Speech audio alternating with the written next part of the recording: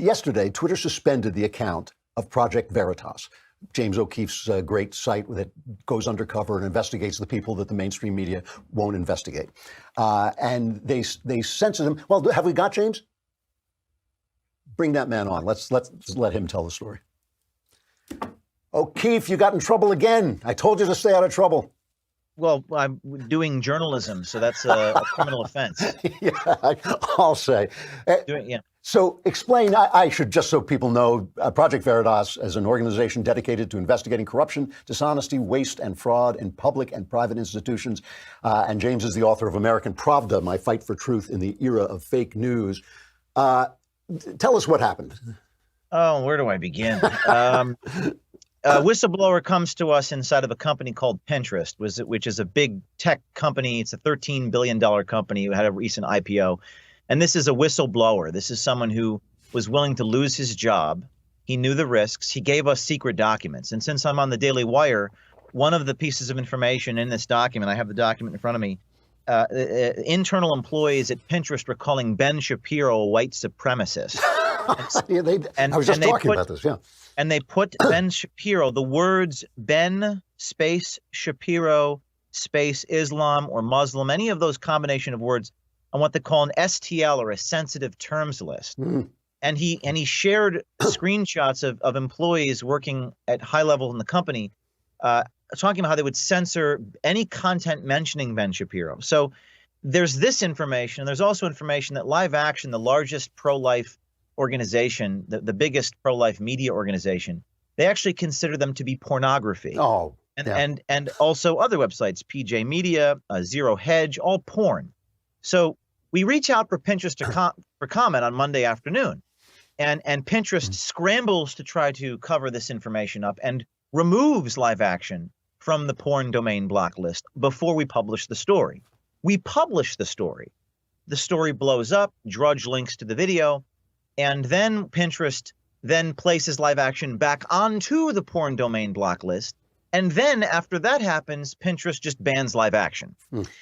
And then what happens is YouTube, which Drudge has just linked to the video of all of these expose, YouTube bans the video, claiming that we violated a privacy violation of Pinterest.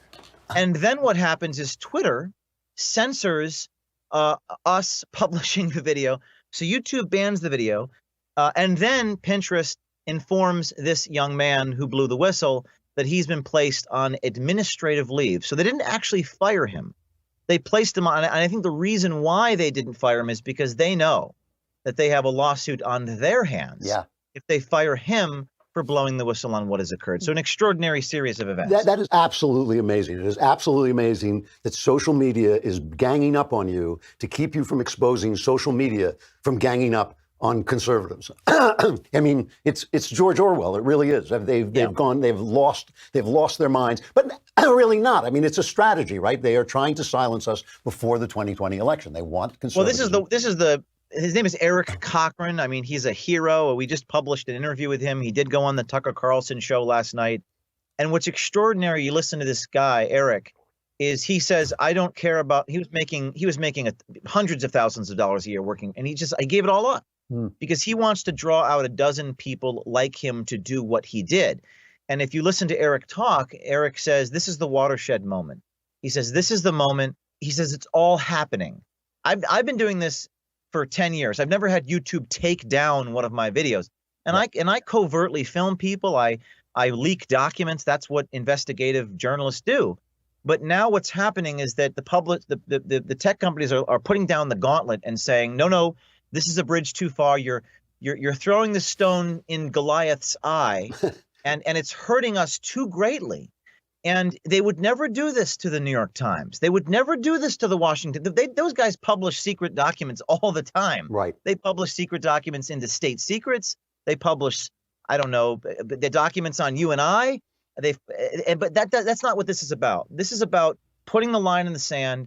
And this young man has made the extraordinary decision to give it all up, to basically ruin his career for a cause greater than himself. And I think that what's going to happen next is there's going to be a dozen people like him to blow the whistle. And I don't think big tech is going to be able to stop them all. Well, this is the thing. I mean, first of all, just to unpack it just a little bit, what you exposed was they were putting, Ben Shapiro, but also Lila Rose and her fight against abortion.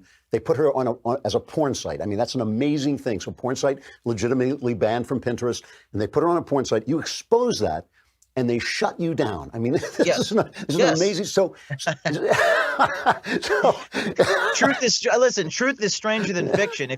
If you wrote you're from Hollywood. If you wrote a screenplay about the executive producer would throw it in the trash because that's too ridiculous. That's too cliche. No, I know this sounds crazy, but it's all happening. Yeah. This is the moment in time. I'm not exaggerating. Right. Pinterest put pressure on Google. Pinterest put pressure on YouTube corporate and said, this is too true.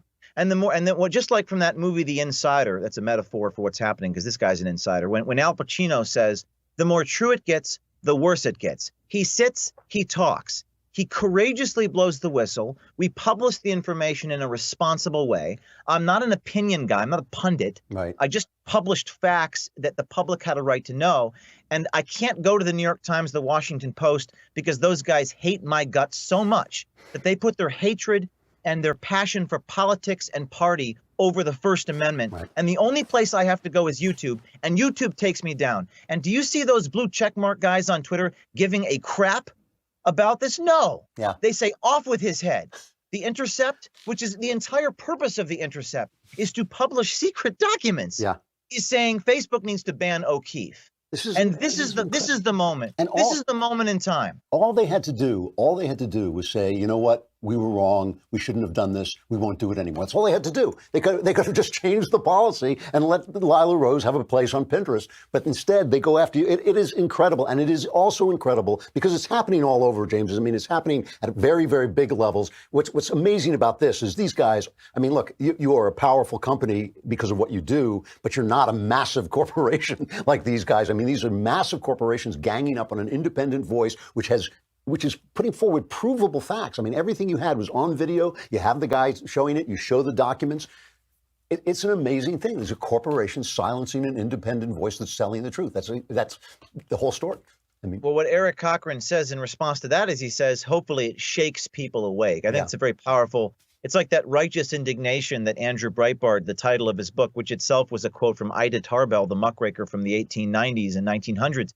You're trying to shake people awake. And Andrew, 7 years ago, when we did these stories, you'd have the blue checkmark mainstream journals. They'd talk about it. Yeah. But there isn't a whisper. There isn't a word uttered about the First Amendment. And what you begin to see is that these companies are not actually they have to choose between. It's like that meme where the guy is trying to figure out which red button to push and he's sweating because they have to choose between the First Amendment principles that are supposedly sacrosanct and their political party Leninist allegiances. Yeah, buddy, I don't think they're sweating anymore. I think they've made that choice. You know? They've already made that choice, but I think it's going to shake people awake. It's going to wake people up because fundamentally the values that we all share as American, this is an American value. This is not a right-left thing. This is a fundamental we fundamentally share that civic duty to publish information for the public's right to know so that citizens can make informed decisions to elect the representatives.